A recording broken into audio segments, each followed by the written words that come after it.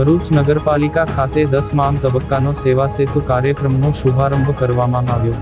તારીખ 17 સપ્ટેમ્બરથી સમગ્ર રાજ્યમાં સેવા સેતુનો શુભારંભ કરવામાં આવ્યો છે।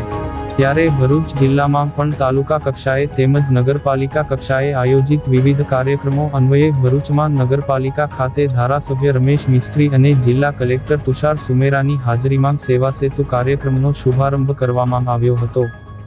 સરકારની વિવિધ યોજનાઓને જનતા સુધી પહોંચાડવા, વ્યક્તિલક્ષી પ્રશ્નોનો ત્વરિત નિકાલ થાય તેવા ઉમદા અભિગમ સાથે 10મા તબક્કાનો સેવા સેતુ કાર્યક્રમ યોજવામાં આવ્યો હતો। જેના ભાગરૂપે ભરૂચ જિલ્લામાં પણ જિલ્લા વહીવટી તંત્ર દ્વારા વિવિધ આયોજનો કરવામાં આવ્યા છે। ત્યારે આજરોજ ભરૂચ નગરપાલિકાના પટાંગણમાં વોર્ડ નંબર 1, 2, 3, 4, 9, 10નો 10મા તબક્કાનો સેવા સેતુ કાર્યક્રમનું આયોજન કરવામાં આવ્યું હતું।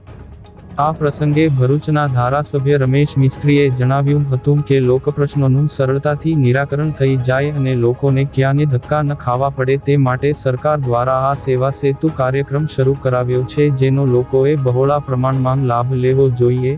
આ પ્રસંગે ભરૂચ નગરપાલિકાના પ્રમુખ વિભૂતિબા યાદવ, તાલુકા પંચાયતના પદાધિકારીઓ, પ્રાંત અધિકારી, પાલિકા મુખ્ય અધિકારી, ભરૂચ મામલતદાર, પાલિકા કર્મચારીઓ સહિતનાઓ મોટી સંખ્યામાં લોકોએ સેવા સેતુનો લાભ લીધો હતો।